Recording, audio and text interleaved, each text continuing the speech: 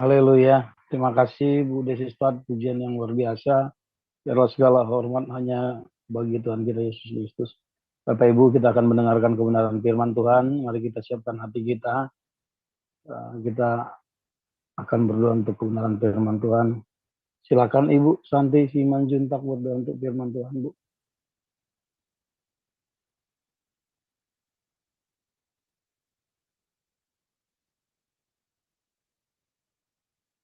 Ya, baik. Mari kita berdoa. Bapa di surga, terima kasih Tuhan untuk pagi hari ini. Kami siapkan hati kami untuk menerima kebenaran firman Tuhan. Firman yang mengubah hati kami, Tuhan Yesus. Kiranya menjadi rema dalam kehidupan kami sehari-hari. Urapi hamba-Mu Kau Fauzan. Berikan hikmat untuk cepat mengajari kami, Tuhan. Berkati kami semua yang mendengarkan dan menyaksikan embun pagi ini, Tuhan. Semua disembuhkan, dipulihkan. Terima kasih Tuhan Yesus. Haleluya, amin. Amin. Terima kasih Bu Santi Simanjuntak. Para lektor untuk mempersiapkan diri untuk bacaan firman Tuhan yang terambil dari Yesaya 49 dan Matius 20. Saya 49 nanti akan dibacakan oleh Bu Nerliana. Silakan Bu Nerliana. Saya 49 Bu. Ayat 1 sampai 26 Bu. Ya. Shalom Bapak Ibu semua yang hadir di Zoom dan di YouTube. Marilah kita sama-sama membaca firman Tuhan dari kitab Yesaya 49 ayat 1 sampai 26. Demikian firman Tuhan. Dengarkanlah aku, hai pulau-pulau, perhatikanlah, hai bangsa-bangsa yang jauh. Tuhan telah memanggil aku sejak dari kandungan, telah menyebut namaku sejak dari perut ibuku. Ia telah membuat mulutku sebagai pedang yang tajam, berlindung dalam naungan tangannya. Ia telah membuat aku menjadi anak panah yang runcing, dan menyembunyikan aku dalam tabung panahnya. Ia berfirman kepadaku, engkau adalah hambaku Israel, dan olehmu aku akan menyatakan keagunganku. Tetapi aku berkata, aku telah bersusah-susah dengan percuma, dan telah menghabiskan kekuatanku dengan sia-sia dan tak berguna. Namun, hakku terjamin pada Tuhan, dan upahku pada Allahku. Maka sekarang firman Tuhan, yang membentuk aku sejak dari kandungan untuk menjadi hambanya, untuk mengembalikan Yakub kepadanya, dan supaya Israel dikumpulkan kepadanya, maka aku dipermuliakan di mata Tuhan. Dan Allahku menjadi kekuatanku, firman-Nya. Terlalu sedikit bagimu hanya untuk menjadi hambaku, untuk menegakkan suku-suku Yakub, dan untuk mengembalikan orang-orang Israel yang masih terpelihara. Tetapi aku akan membuat engkau menjadi terang bagi bangsa-bangsa, supaya keselamatan yang daripada aku sampai ke ujung bumi. Beginilah firman Tuhan, penebus Israel, Allahnya yang Maha Kudus. Kepada Dia yang dihinakan orang, kepada Dia yang dijijikkan bangsa-bangsa, kepada hamba penguasa-penguasa. Raja-raja akan melihat perbuatanku, lalu bangkit memberi hormat. Dan pembesar-pembesar akan sujud menyembah. Oleh karena Tuhan yang setia, oleh karena yang Maha Kudus Allah Israel yang memilih engkau. Beginilah firman Tuhan. Pada waktu aku berkenan, aku akan menjawab engkau. Dan pada hari aku menyelamatkan, aku akan menolong engkau. Aku telah membentuk dan memberi engkau menjadi perjanjian bagi umat manusia. untuk membangunkan bumi kembali, dan untuk membagi-bagikan tanah pusaka yang sudah sepi. Untuk mengatakan kepada orang-orang yang terkurung, keluarlah. Kepada orang-orang yang ada di dalam gelap, tampillah. Di sepanjang jalan mereka seperti domba yang tidak pernah kekurangan rumput. Dan di segala bukit gundul pun tersedia rumput bagi mereka. Mereka tidak menjadi lapar atau haus. Angin hangat dan terik matahari tidak akan menimpa mereka. Sebab penyayang mereka akan memimpin mereka dan akan menuntun mereka ke dekat sumber-sumber air. Aku akan membuat segala gunungku menjadi jalan, dan segala jalan rayaku akan kuratakan. Lihat, ada orang yang datang dari jauh, ada dari utara, dan dari barat, dan dari tanah Sianim. Bersorak-sorailah hai langit, bersorak-sorailah hai bumi, dan bergembiralah dengan sorak-sorai hai gunung-gunung. Sebab Tuhan menghibur umatnya dan menyayangi orang-orangnya yang tertindas. Sion berkata, Tuhan telah meninggalkan aku, dan Tuhanku telah melupakan aku. Dapatkah seorang perempuan melupakan bayinya, sehingga ia tidak menyayangi anak dari kandungannya? Sekalipun dia melupakannya, aku tidak akan melupakan engkau. Lihat, aku telah melukiskan engkau di telapak tanganku. Tembok-tembokmu tetap di ruang mataku. Orang-orang yang membangun engkau datang bersegera, tetapi orang-orang yang merombak dan merusak engkau meninggalkan engkau. Angkatlah mukamu dan lihatlah ke sekeliling. Mereka semua berhimpun datang kepadamu. Demi aku yang hidup, demikianlah firman Tuhan. Sungguh, mereka semua akan kau pakai sebagai perhiasan, dan mereka akan kau lilitkan seperti yang dilakukan pengantin perempuan. Sebab tempat-tempatmu yang tandus dan sunyi sepi, dan negerimu yang dirombak, sungguh sekarang terlalu sempit untuk sekian banyak pendudukmu. Dan orang-orang yang mau menelan engkau akan menjauh. Malahan, anak-anakmu yang kau sangka hilang akan berkata kepadamu, tempat itu terlalu sempit bagiku. Mengisilah supaya aku dapat diam di situ. Maka engkau berkata dalam hatimu, siapakah yang telah melahirkan sekaliannya ini bagiku? Bukankah aku bulus dan mandul, diangkut ke dalam pembuangan dan disingkirkan? Tetapi anak-anak ini, siapakah yang membesarkan mereka? Sesungguhnya aku tertinggal seorang diri, tetapi mereka ini dari manakah datangnya? Beginilah firman Tuhan Allah. Lihat, aku akan mengangkat tanganku sebagai tanda untuk bangsa-bangsa dan memasang panji-panjiku untuk suku-suku bangsa. Maka mereka akan menggendong anak-anakmu laki-laki dan anak-anakmu perempuan akan didukung di atas bahunya. Maka raja-raja akan menjadi pengasuhmu dan permaisuri-permaisuri mereka menjadi inangmu. Mereka akan sujud kepadamu dengan mukanya sampai ke tanah dan akan menjilat debu kakimu.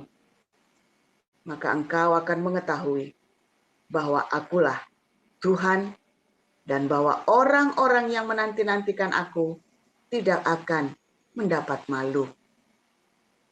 Dapatkah direbut kembali jarahan dari pahlawan? Atau dapatkah lolos tawanan orang gagah? Sungguh, beginilah firman Tuhan. Tawanan pahlawan pun dapat direbut kembali, dan jarahan orang gagah dapat lolos. Sebab aku sendiri akan melawan orang yang melawan engkau, dan aku sendiri akan menyelamatkan anak-anakmu. Aku akan memaksa orang-orang yang menindas engkau memakan dagingnya sendiri, dan mereka akan mabuk minum darahnya sendiri, seperti orang mabuk minum anggur, supaya seluruh umat manusia mengetahui bahwa aku, Tuhan, adalah dan penebusmu yang maha kuat, Allah Yakub. Demikian. Terima kasih Bu Nirliana. Dilanjutkan Matius 20 1-34. Silakan Pak Pengkoe. Ya, saya lanjutkan. Adapun hal kerajaan sorga sama seperti seorang tuan rumah yang pagi-pagi benar keluar mencari pekerja-pekerja untuk kebun anggurnya. Setelah ia sepakat dengan pekerja-pekerja itu mengenai upah sedinar sehari, ia menyuruh mereka ke kebun anggurnya. Kira-kira pukul 9 pagi ia keluar pula, dan dilihatnya ada lagi orang-orang lain menganggur di pasar. Katanya kepada mereka, "Pergi jugalah kamu ke kebun anggurku, dan apa yang pantas akan kuberikan kepadamu." Dan mereka pun pergi. Kira-kira pukul 12 dan pukul 3 petang ia keluar pula dan melakukan sama seperti tadi. Kira-kira pukul 5 petang ia keluar lagi dan mendapati orang-orang lain pula. Lalu katanya kepada mereka, "Mengapa kamu menganggur saja di sini sepanjang hari?" Kata mereka kepada, "Tidak ada orang mengupah kami." Katanya kepada mereka, "Pergi jugalah kamu ke kebun anggurku." Ketika hari malam, tuan itu berkata kepada mandornya, "Panggillah pekerja-pekerja itu dan bayarkan upah mereka, mulai dengan mereka yang masuk terakhir, sehingga mereka yang masuk terdahulu." Maka datanglah mereka yang mulai bekerja kira-kira pukul 5, dan mereka menerima masing-masing 1 dinar. Kemudian datanglah mereka yang masuk terdahulu, sangkanya akan mendapat lebih banyak, tetapi mereka pun menerima masing-masing 1 dinar juga. Ketika sungut-sungut kepada tuan itu, katanya, "Mereka yang masuk terakhir ini hanya bekerja 1 jam, dan engkau menyamakan mereka dengan kami yang sehari suntuk bekerja berat, menanggung. Tetapi tuan itu menjawab seorang dari mereka, "Saudara, aku tidak berlaku tidak adil terhadap engkau. Bukankah kita telah sepakat sedinar sehari? Ambillah bagianmu dan pergilah. Aku mau memberikan kepada orang yang masuk terakhir ini sama seperti kepadamu. Tidakkah aku bebas mempergunakan milikku menurut kehendak hatiku?" Murah hati. Demikianlah orang yang terakhir akan menjadi yang terdahulu, dan yang terdahulu akan menjadi yang terakhir. 12 kepada mereka di tengah jalan, "Kita pergi ke Yerusalem, manusia akan diserahkan kepada imam-imam kepala Taurat, dan mereka akan menjatuhkan hukuman mati, dan mereka akan menyerahkan dia tidak mengenal Allah, supaya ia diolok-olokkan, disesah, dan disalibkan, dan dibangkitkan." Maka datanglah ibu anak-anaknya itu kepada Yesus, lalu sujud di hadapannya untuk meminta sesuatu kepadanya. "Kata yang engkau kehendaki?" Jawabnya, "Aku ini boleh duduk kelak di dalam kerajaan yang seorang lagi di sebelah kirimu." Tapi Yesus menjawab, katanya, "Kamu tidak tahu apa yang kamu minta. Dapatkah minum?" Kata mereka kepadanya, "Kami dapat." Yesus berkata kepada mereka, "Cawanku memang akan kamu minum, tetapi hal duduk di sebelah kananku atau di sebelah kiriku, aku tidak berhak memberikannya. Itu akan diberikan kepada orang-orang bagi siapa Bapakku yang telah menyediakannya." Mendengar itu marahlah ke-10 murid yang lain kepada kedua saudara itu. Tapi Yesus memanggil mereka lalu berkata, Kamu tahu bahwa pemerintah bangsa-bangsa memerintah rakyatnya dengan pembesar menjalankan kuasanya dengan keras atas mereka. Tidaklah demikian di antara kamu. Barang siapa ingin menjadi besar di antara kamu, hendaklah ia menjadi pelayanmu. Dan barang siapa ingin menjadi terkemuka di antara kamu, hendaklah ia menjadi hambamu. Sama seperti Anak Manusia datang bukan untuk dilayani, melainkan untuk melayani, dan untuk memberikan nyawanya menjadi tebusan bagi banyak orang. Dan ketika Yesus dan murid-muridnya keluar dari Yeriko, orang banyak berbondong-bondong mengikuti dia. Ada 2 orang buta yang duduk di pinggir jalan mendengar bahwa Yesus lewat. Lalu mereka berseru, "Tuhan, Anak Daud, kasihanilah kami." Tetapi orang banyak itu menegur mereka supaya mereka diam. Namun mereka makin keras berseru, katanya, "Tuhan, Anak Daud, kasihanilah kami." Lalu Yesus berhenti dan memanggil mereka dan berkata, "Apa yang kamu kehendaki supaya aku perbuat bagimu?" Jawab mereka, "Tuhan, supaya mata kami dapat melihat." Maka tergeraklah hati Yesus oleh belas kasihan. Lalu ia menjamah mata mereka, dan seketika itu juga mereka melihat lalu mengikut dia. Demikian firman Tuhan. Terima kasih Pak Penggoy. Firman Tuhan pagi ini akan disampaikan oleh Kepala kita, Pastor Paul Zhang. Judulnya Yesus Juru Selamat. Silakan, Pastor.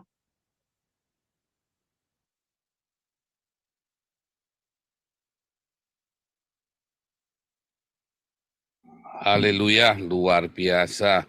Firman baru setiap hari apabila kita hidup di dalam yang sejati, bukan ilusi. Selalu saya ingatkan ya saudara ya, tolong ditampilkan Matius 20 ayat 28 ya, 20 ayat 28. Luar biasa, cinta yang sejati itu ya saudara ya akan membedakan ya.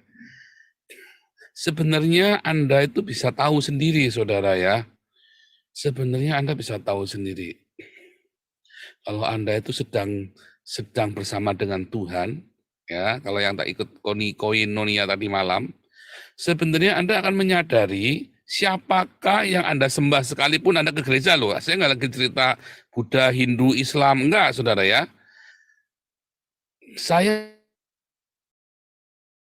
untuk menguji hati Anda sendiri, menguji hidup Anda sendiri, siapakah sekarang yang Anda sembah? Tadi malam saya katakan kalau Anda menyembah kebencian, kalau Anda menyembah daging Anda sendiri, hawa nafsu beribadah, ya, Anda akan berbuah kebencian dan kedagingan, saudara. Penghakiman, kemarahan, iri hati, jengkel. Ibadah pun Anda bisa jengkel ngeliat ibadahnya orang lain ya. Kalau Anda menyembah kedaginganmu, Anda melayani kedaginganmu, ya, Anda bisa berbuahkan kebencian dan akhirnya berbuah tadi ya keserakahan, kemarahan, hawa nafsu semua itu. Karena Anda melayani hawa nafsumu, saudara. Bahkan di gereja pun, saudara. Makanya coba tadi mulai ayat 27, diturunin 27, mungkin 26. 26, 27, 28. Minta tolong diturunkan itu. Iya, itu. Lihat ya, ayat 26. Ayat 26. Tidaklah demikian di antara kamu, menjadi besar di antara kamu, dan barang siapa ingin menjadi terkemuka, hendaklah ia menjadi hambamu. Sama seperti Anak Manusia datang bukan untuk dilayani, melainkan untuk melayani dan untuk memberikan nyawanya menjadi tebusan bagi banyak orang. Yang kau layani, hawa nafsumu, ambisimu, atau Tuhan Yesus? Siapa yang sedang ibadahmu, saudara? Apakah saudara sedang melayani yang ingin mencabik orang lain, dia tidak serupa denganmu? dia tidak sependapat denganmu, ya, ada capik-capik saudara ya, serius ya saudara ya, oh itu banyak dari, saya sering melihat penghakiman di gereja dicapik-capik kalau dia tidak sesuai dengan tafsirannya orang lain saudara.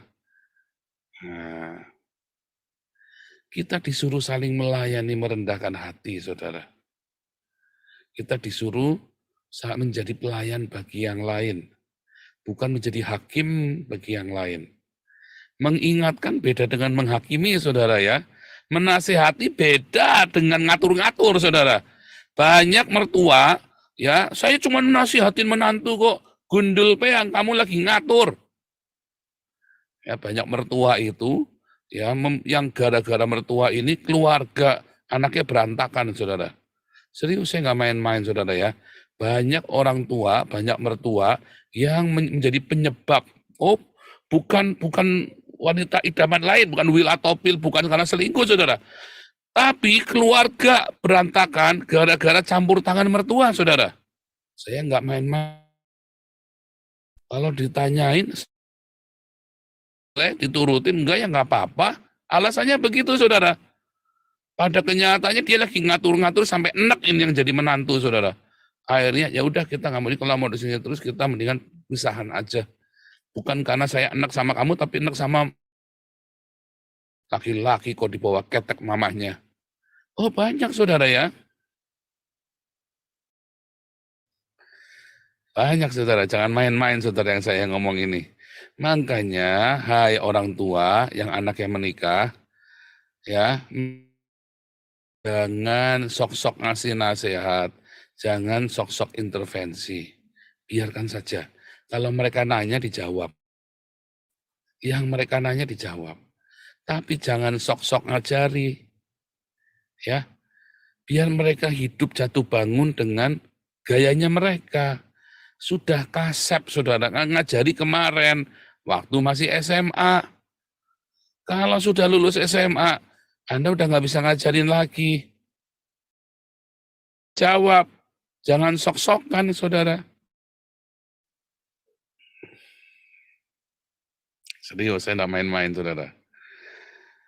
Ya, sebenarnya ingin memberi nasihat, tapi dia penasaran dengan rumah tangganya sendiri, belum puas dia ngatur-ngatur keluarganya sendiri karena berantakan. Makanya dia kemudian atur anak-anaknya. Hati-hati saudara ya, hati-hati. Suamimu diatur-atur itu demen saudara. Udah enek, nah, kamu capek, suami udah capek sama kamu. Hati-hati.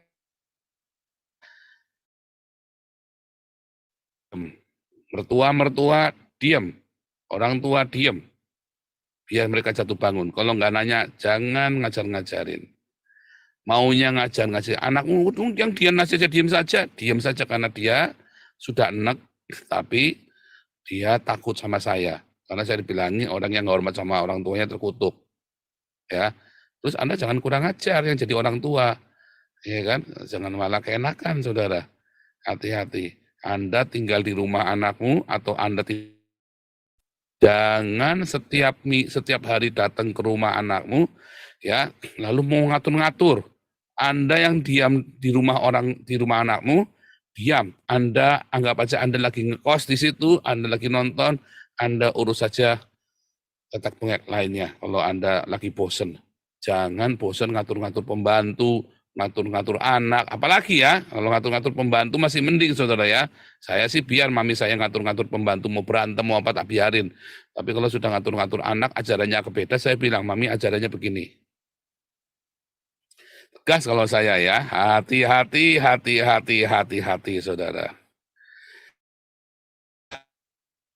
Dia menasihati, tetapi kamu kelewatan, kamu akhirnya ngatur-ngatur dia, menteror.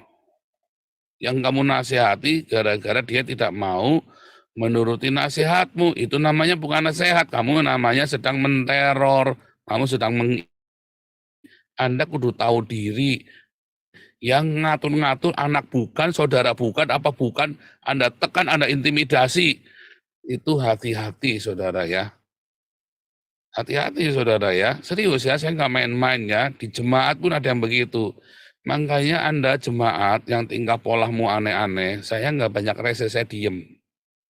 Tapi begitu Anda sudah meminta-minta, kenapa saya tegur? Karena yang disulitkan saya. Nah, kalau ya, dan Anda mempersulit orang-orang lain, Anda menteror ya orang-orang lain dengan meminta-minta, makanya saya tegur. Karena yang ditegur itu komplain ke saya. Teror minta-minta dengan ayat-ayatnya kan, mau ngomong nggak enak, akhirnya ngomongnya ke saya. Ya serius saudara, kalau Anda ditegur nggak bisa, ya sudah, Anda mau WhatsApp apa aja ke saya, udah nggak tak baca lagi. Serius saudara ya, karena Anda mengganggu. Nah itu loh, karena Anda mengganggu. Dan saya memberi saran kepada Anda yang diteror oleh sesamamu di tempat ini, baik itu minta-minta uang atau ngatur-ngatur pribadi kamu, blok saja saudara. Jangan ragu, diblok saja. Supaya hatimu jangan penuh dengan kemarahan, jengkel, kesel. Ya, buang sampah-sampah itu, anggap aja itu sampah-sampah itu saudara. Ya, lihat, saya pernah nggak ngeresein Pak Monang, Pak David, lagi WL. Enggak, saya nggak urusan saudara. Bukan saya nggak ngerti firman Tuhan, ya ada batas-batasnya. Siapapun saudara, Anda yang membawa firman, nggak langsung saya tegur kalau salah. Saya biarkan dulu nanti berapa minggu, berapa bulan, nanti saya ajarkan di kelas. Ya, karena bukan benar salah, ini komunitas orang berdosa saudara ya. Kita ini komunitas orang-orang berdosa. Lu katanya hagios orang kudus, iya kita sedang menuju ke sana dan bukan dengan cara saling menghakimi. Biar Roh Kudus yang mengubah aturan di tempat ini, kamu berubah bukan karena kamu dengan kekuatanmu sendiri berubah. Kamu berubah karena ada rema di dalam hidupmu, rema ini yang kemudian mengubah hidupmu otomatis, saudara. Kalau hidupmu belum berubah, berarti kamu belum penuh dengan rema. Kamu mulai bertanya kepada Tuhan. Itu aturannya. Selama Anda tidak bertabrakan satu sama lain, saya akan biarkan. Tapi kalau sudah kepentinganmu mengganggu orang lain, saya akan tegur. Itu aturan dalam komunitas ini. Ya, itu bukan ibadah, saudara, tapi sebuah komunitas punya aturan. Harus ada aturan, saudara. Kalau enggak, kita enggak sepakat nanti. Semua jalan sendiri-sendiri. Yesus pun memberi aturan yang sama. Kalau kamu kepengen menjadi yang terutama, Anda menjadi pelayan dulu. Karena dalam ibadahmu itu, kamu sedang melayani hawa nafsumu yang pengen ngatur-ngatur, hawa nafsumu yang pengen dominan, berkuasa, atau kamu sedang melayani Yesus yang rendah hati itu, sang cinta itu. Jangan-jangan Anda sedang melayani hawa nafsumu. Hati-hati saudara. Ya, di dalam gereja banyak orang-orang sedang melayani hawa nafsunya. Nafsu syahwat untuk berkuasa, untuk jadi juragan. Hati-hati saudara. Siapa yang jadi juru selamatmu? Dialah yang kau sembah itu. Kalau kamu menyembah sang cinta, artinya saudara siap untuk melayani. Kalau Anda menyembah sang juragan, ya, yaitu hidupmu sendiri, saudara akan penuh dengan kebencian, kemarahan, violence, penghakiman, bahkan perzinahan, ya, pertengkaran. Siapa yang kamu layani? Yesus sang juru selamat. Ya, kalau Anda melayani Yesus sang juru selamat, maka Anda akan melayani, bukan untuk dilayani. Bahkan memberikan nyawanya untuk menjadi tebusan. Nah, kita tidak dipinta untuk memberikan nyawa kita. Kita cuma disuruh memikul salib kita sendiri-sendiri. Jangan kamu taruhkan salibmu kepada saudaramu, saudara. Kamu yang nggak makan babi, jangan paksa kami untuk tidak makan babi. Ya, ada Kristen-Kristen yang tidak makan babi ya, Kristen Mesianik. Anda nggak makan udang, nggak makan kerang. Jangan paksa kami untuk pikul salibmu. Ya kamu pikul salibmu sendiri. Kamu boleh kasih tahu, share imanmu kepada kami, tapi jangan paksa kami untuk ikut gaya hidupmu. Pikul salibmu. Saya sudah pikul salib saya sendiri. Setiap hari, saudara. Kita punya salibnya kita masing-masing. Saya punya salibnya saya, difitnah tiap hari sama orang-orang, ya kan? Loh, saya punya salib saya sendiri. Ya kan? Sudah bikin baik, masih difitnah, masih dicaci maki. Ya kan? Anda juga punya salib Anda sendiri. Masing-masing kita punya salib kita sendiri. Jangan pikulkan salibmu kepada orang lain. Ya. Serius, saudara ya. Serius. Sebab Tuhan Yesus bilang, pikulah salibmu. Jangan Anda sok-sokan mau menjadi penebus bagi orang lain. Kita bukan juru selamat. Tetapi juga jangan sebaliknya Anda kurang ajar kasih salibmu ke orang lain. Kalau saya menderita, kamu juga kudu menderita bersama saya. Kurang ajar namanya itu. Ya, kemarin tadi malam saya bilang kan, orang mau masuk neraka itu ngajak-ngajak, saudara. Serius. Karena dia nggak mau sendirian. Orang mau masuk surga, biasanya diam-diam saja. Ya, karena dia nggak lahir baru. Dia pikir dia masuk surga, diam-diam kayak orang Kristen itu kan. Diam-diam saja kan, nggak ngajak-ngajak masuk surga kan. Tapi begitu Anda tahu Anda menuju ke neraka, Anda akan ngajak-ngajak orang untuk masuk neraka sama Anda. Serius ya. Kalau kamu lagi bangkrut, kamu lagi cari teman buat bareng-bareng sama kamu bangkrut.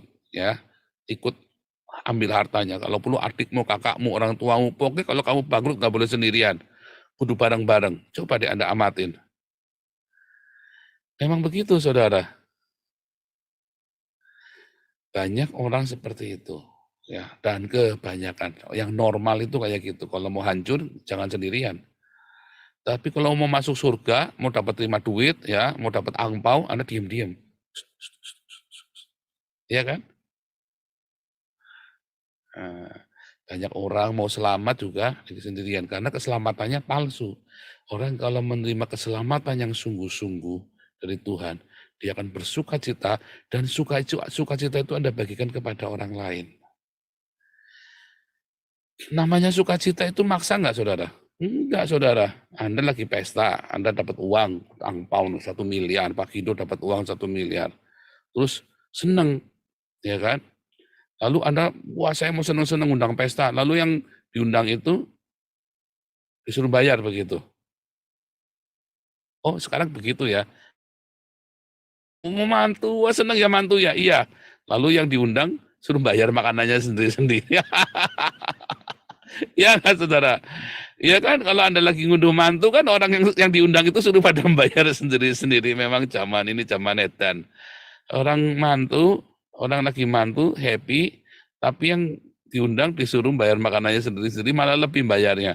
Lawang saya kalau makan, biasa kalau di Indonesia itu ya, berempat habisnya cuma 200.000 misalnya. Kalau ada orang ngunduh mantu ngundang, tolong ya sumbangannya jangan berupa bingkisan, tapi berupa ngasih cuma 100.000 nggak enak. Akhirnya saya ngasihnya kan 200 kan. Akhirnya saya mau 200.000. Saya makan di restoran juga sama, bisa 200.000. Di restoran malah saya bebas milih, di sini makanannya adanya cuma itu pokoknya. Kalau terlambat ya makanannya habis. Aduh, gawat. Nah itu saudara ya, itulah zaman ini ya. Harusnya kalau kita bersuka cita, ini harusnya ya, saya nggak nyalakan Anda yang ngunduh mantu minta sumbangan ya, sorry, enggak ya. Tapi kita lagi cerita, kalau kita berbagi sukacita, seharusnya kan orang nggak perlu bayar kan dengan sukacitanya kita. Masalahnya kita berbagi sukacita, kemudian orang suruh bayar sukacitanya kita, itu bohong itu nggak berbagi sukacita. Karena kalau orang ngunduh mantu itu stres saudara, dia nggak lagi sukacita, mau sukacita nggak jadi, makanya kemarin dimarahi sama Koden ya.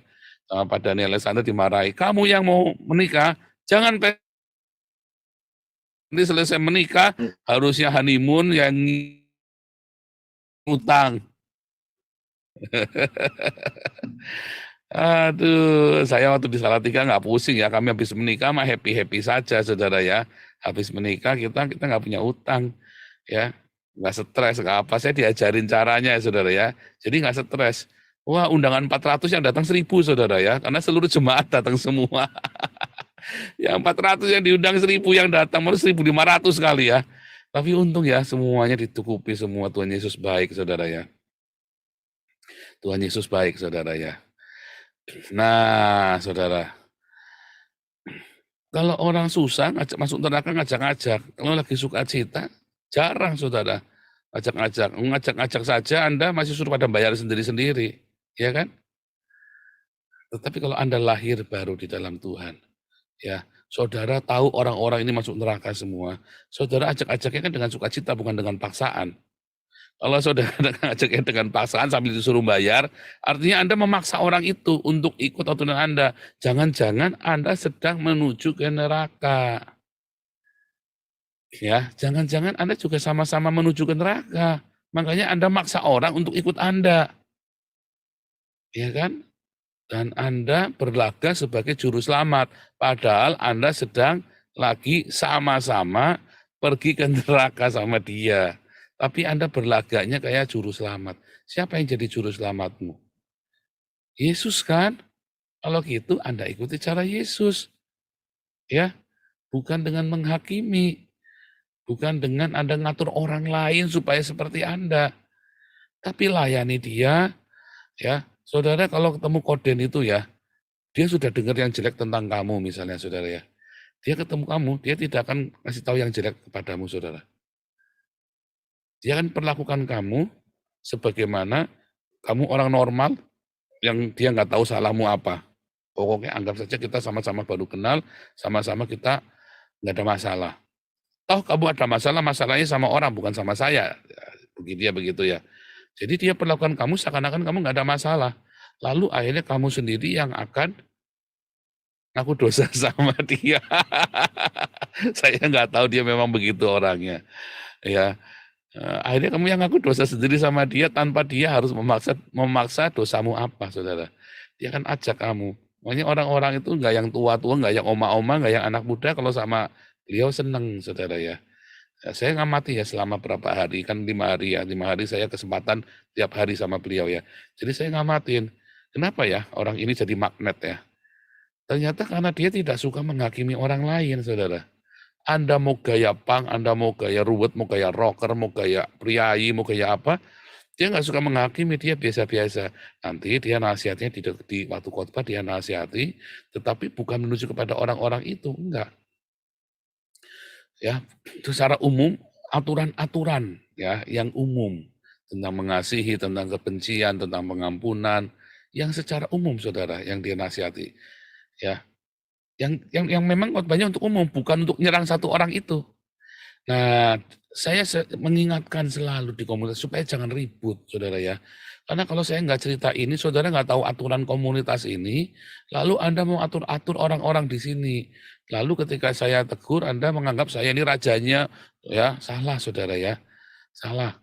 Bahkan saya sendiri nggak bisa campur tangan di Hagios Embun Pagi, saudara. Saya sendiri kalau misalnya Galarua sudah memutuskan, saya nggak ikut campur, saudara ya. Meeting mereka banyak jalan sendiri, damari segala macam, banyak memutuskan tanpa saya. Tapi kalau sebaliknya, kalau saya mau ikut campur semua, mati saya, saudara. Mati berdiri. Saya harus percaya kepada tim saya, saudara. Apakah saya rajanya? Bukan. Saya hanya orang-orang, salah satu orang-orang yang membantu pengumpulan dana. Yang cari dana bukan cuma saya loh, saudara, fundraisernya. Nah itu, saudara ya. Jadi Anda harus ngerti. Nah saya yang mengajar, tapi saya bukan guru kalian.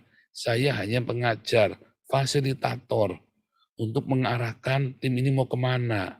Ya navigatornya. Tetapi bukan pemimpin, saudara. Nggak ada urusannya. Pemimpin kita Yesus Kristus. Ya arahnya kemana. Nah kalau Anda mau ikut gerbong ini, Anda icip dulu. Sama enggak? Arahnya sama enggak? Jangan nanti kita lagi ke Surabaya, Anda maksa-maksa mau pergi ke Purwokerto nih. Terus kita dipaksa semua, terus Anda tantrum di tengah jalan, Anda tantrum, gebukin supirnya, disuruh belok ke Purwokerto. Jangan, saudara. Ya, kita sudah punya arah sendiri, kita sudah punya tujuan. Ya, dan lewatnya semua rutenya sudah ada. Anda jangan belokin rute kami, saudara. Jangan tantrum kalau masuk ke sini, saudara. Berusaha belokin kita mau kemana. Jangan, nanti kacau semua. Ya, nanti Anda disorakin sama seluruh penumpang. Memang begitu ya. Kita sudah saling melayani di sini. Anda kalau mau ikut dulu, ikutin aturannya dari awal karena kita komunitas yang sudah jalan. Nah, kalau Anda mau punya acara sendiri, Anda mau nyempil, Anda bikin komunitas sendiri. Nggak apa-apa, kan bagus kan kalau ada banyak komunitas. Nah, makanya orang-orang yang keluar busuk-busukin saya, ya, tiap hari yang nge-YouTube busuk-busukin saya. Ya kamu keluarlah sendiri, bikinlah komunitas sendiri. Kan begitu kan? Kenapa sih kamu kudu belokin komunitas kita yang sudah jalan, yang di dalam ini? Kan begitu saudara ya. Nah, yang penting apa saudara? Paling penting buahnya. Siapa yang jadi juru selamat kamu? Ya. Siapa yang kamu layani? Buahnya itu penting saudara. Nanti kita tahu sebenarnya kita melayani siapa sih. Sebenarnya siapa sih juru selamat kita? Uang kita kah? Doktrin kita kah? Sebab siapa yang menjadi juru selamat kita? Siapa yang kita layani ini? Itu penting saudara. Dan saudara tahu sebenarnya dari hasil buah-buah saudara kehidupan Anda sehari-hari, kalau Anda mau jujur, Anda mau introspeksi, Anda ngerti siapakah juru selamatmu, siapakah Tuhan yang kamu layani. Dirimu sendirikah atau Yesus Kristus? Memberkati. Silakan Pak Kindo.